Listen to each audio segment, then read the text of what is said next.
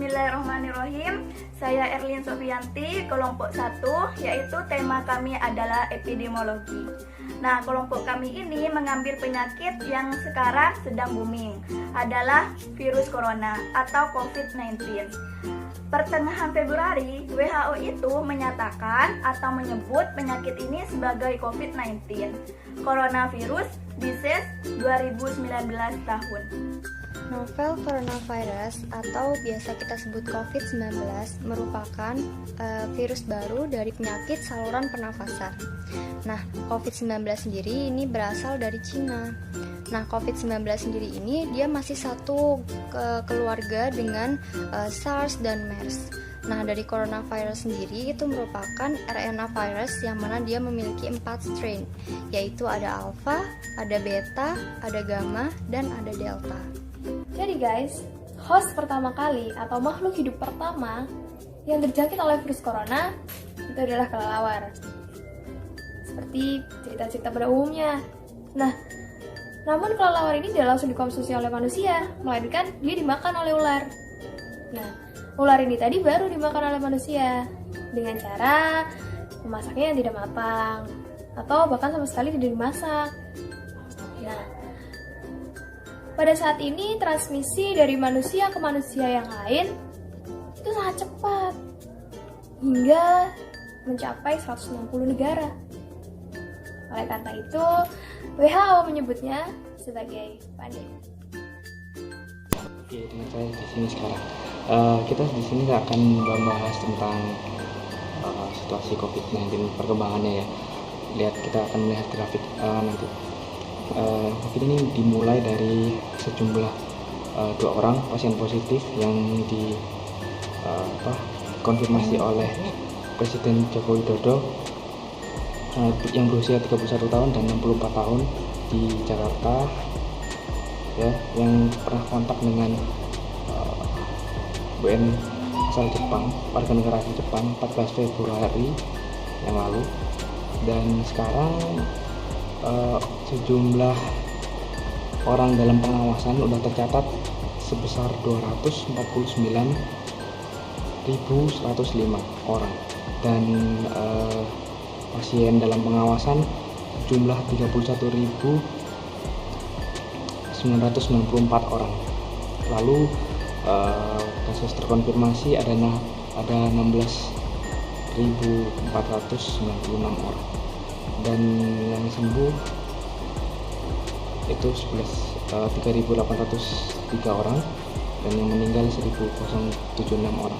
Lalu kita akan melihat grafik di sini. Ini pekan terakhir di bulan Mei. Saya akses tanggal 15, stop time tanggal jam 12 siang lalu. Ini menunjukkan angka terkonfirmasi positifnya itu naik turun karena juga hasil tes yang dilakukan dalam sehari jumlahnya juga tidak mungkin tidak rata, jadi naik turun, dan angka kesembuhannya cenderung naik meningkat. Tapi di sini kita melihat angka kematiannya masih stagnan, masih flat di situ, karena ini melihatkan bahwa tenaga medis kita juga menangani dengan baik. Lalu selanjutnya kita ada lihat presentase keluhan-keluhan yang dialami oleh orang positif yang terkena COVID-19. Ini datanya cuman 1.000 orang.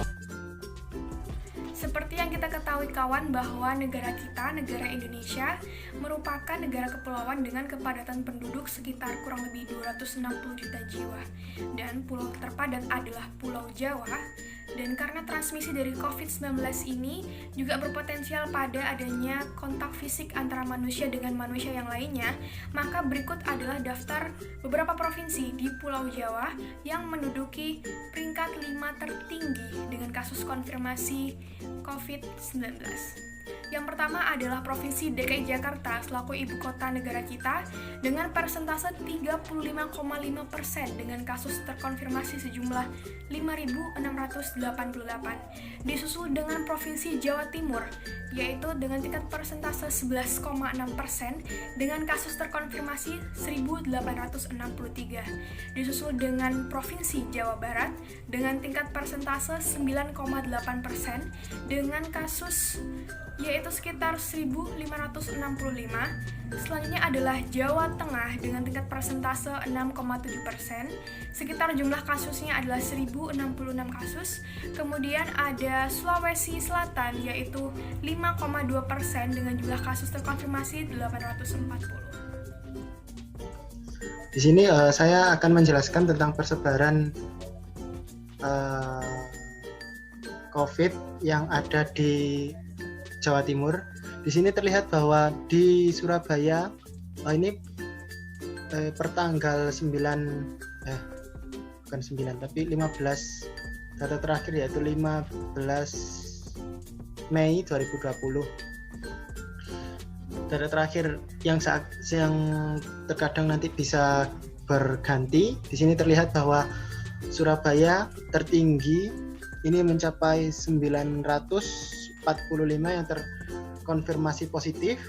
Selanjutnya diikuti oleh kota Sidoarjo sebesar 236. Dua itu yang tertinggi. Untuk totalnya yang terkonfirmasi ada sebanyak 1.921 yang terkonfirmasi untuk 4.625 pasien dalam pengawasan, 22.497 orang dalam pemantauan. Update terakhir di Kota Malang pada ini tanggal 15.05.2020. Ini saya ambil dari info COVID-19 jatimprof.go.id. Jadi untuk cara penularan COVID itu ada 4. Yang pertama dengan cara percikan lewat air liur, dan kedua ada percikan lewat batuk. Lalu yang ketiga ada menyentuh wajah tanpa mencuci tangan terlebih dahulu. Lalu yang keempat ada menyentuh benda yang telah terkontaminasi. Nah, untuk tindakan preventif yang bisa kita lakukan, yang pertama, lebih sering cuci tangan menggunakan sabun dengan air mengalir atau bisa gunakan hand sanitizer. Yang kedua, jaga jarak 1,5 meter dengan orang lain atau hindari kerumunan. Yang ketiga, bekerja, belajar, beribadah mulai sekarang dilakuin di rumah aja. Yang keempat, hindari kontak fisik secara langsung seperti bersentuhan dan berjabat tangan. Nggak boleh. Kelima, gunakan masker apabila sakit atau saat berada di tempat umum. Keenam, terapkan etika batuk dan bersin yang benar menggunakan masker atau gunakan lengan atas bagian dalam untuk menutup, atau bisa juga gunakan tisu dan langsung dibuang. Jangan lupa setelah itu cuci tangan sampai bersih. Nah, yang ketujuh, kita harus meningkatkan imunitas atau sistem kekebalan tubuh kita.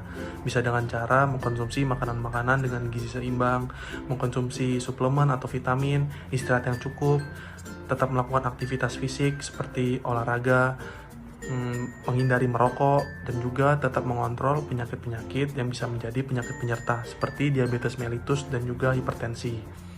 Nah, yang terakhir, kita harus hindari stres dan juga tetap optimis.